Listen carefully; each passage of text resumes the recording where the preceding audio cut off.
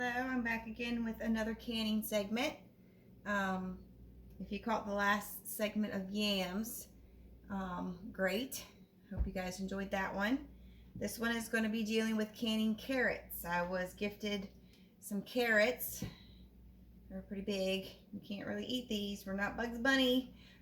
So I decided to go ahead and can these as well.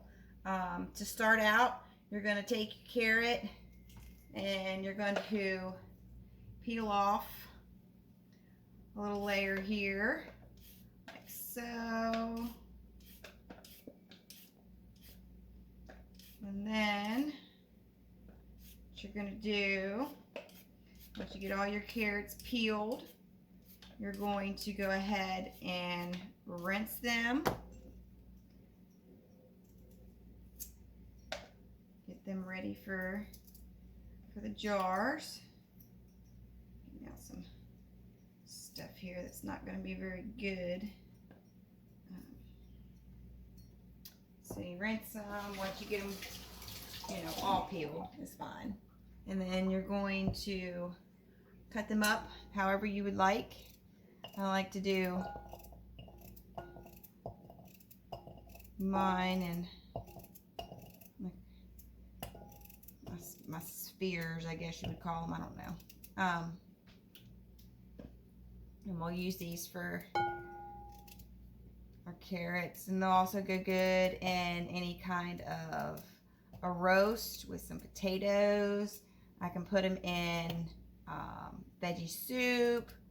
I can use them later on, and I can also put some brown sugar and honey in them and do glazed carrots, or just cook them up and we can eat them just regular. So I'm going to go ahead and finish up the rest of the carrots, and I will be back with you in a minute. Okay, so I have all my carrots peeled, washed, and sliced up. So now they'll be ready to jar. I do a raw pack with most of mine unless it specifically says that I have to parboil or blanch them. You can blanch them for a little bit, but I decide to do mine as a raw pack just for the simple fact that they're going to cook during the canning process anyway.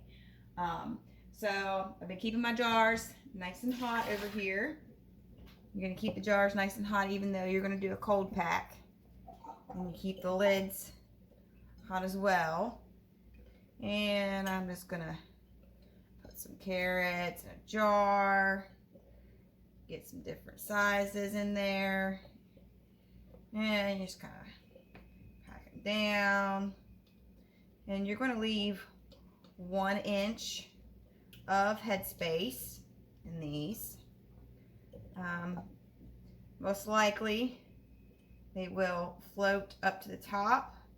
So you can do like a little seat belt method and take one in the jar and hook it over the other one, and that kind of helps keep them from floating up in the jar itself. You can add a 1/2 teaspoon of salt to pint jars and a teaspoon of salt to quart jars, but I choose not to put any salt in mine. I'll just season them and use them when the time comes. Now I've been keeping a pot of water over here warm, so I'm going to bring it over here, and I'm going to ladle in my water, making sure to keep my inch headspace up at the top.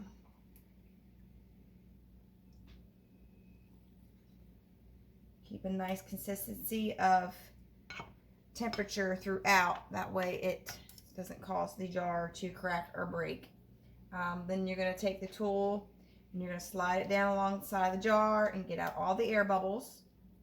You want to use plastic, you don't want to use metal. Metal could damage the jar in the process. So it's always recommended to do plastic. As I get out the air bubbles and the carrots settle more, I see that I'm going to have to add a little bit more of the hot liquid here. So add just a little bit more. Keep it in mind, I want to keep the inch headspace. The inch headspace is considered from the top of the jar down. So you have your inch headspace, which is to the bottom here, and then some things are a half inch, some things require different amounts of headspace. But for carrots, you're doing the inch headspace. Now I'm also going to get my lids, which I have been keeping here in the hot water as well, because you want to make sure everything is at like a nice consistent temperature. And I'm going to wipe off the rim, make sure it's free and clear of debris. You won't have a lot of problems with that with carrots. Other messy stuff you might, but put my lid on, put my ring on, hand tight, and then you're going to stick them in the canner. And then the canner is also over here on the stove, and I'm keeping the water at the nice hot temperature that everything else is at, so the jars don't bust. So I'm going to finish doing the rest of my jars, and then I will be back with you in a minute. So I've packed all of my jars, and they're all in the canner now. Gotten 7 pints, so that's pretty good. It's almost a full canner load, not quite, but it almost is. I can usually get about 8 pints in there.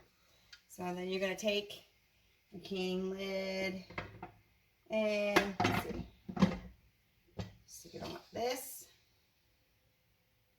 And then we are going to let the pot heat up, and steam will start coming out the vent, and we are going to let it vent the steam out for 10 minutes.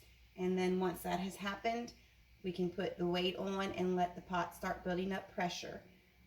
So I'm gonna let this go and time it for the 10 minutes, and then I will check back with you guys. Okay, so water's going nice in the pot. As you can see, all the steam that's coming out of every orifice. And then we have let the steam come out the vent for the 10 minutes. And now we are going to put the weight on top here like so. And now the pot is going to start building pressure. And we are going to can these carrots under 10 pounds of pressure. And we are going to do pints for 25 minutes and quarts for 30 minutes at 10 pounds of pressure. Pressure will start building up in the pot, and my little shaker will start shaking. And when it's ready, it'll pop up.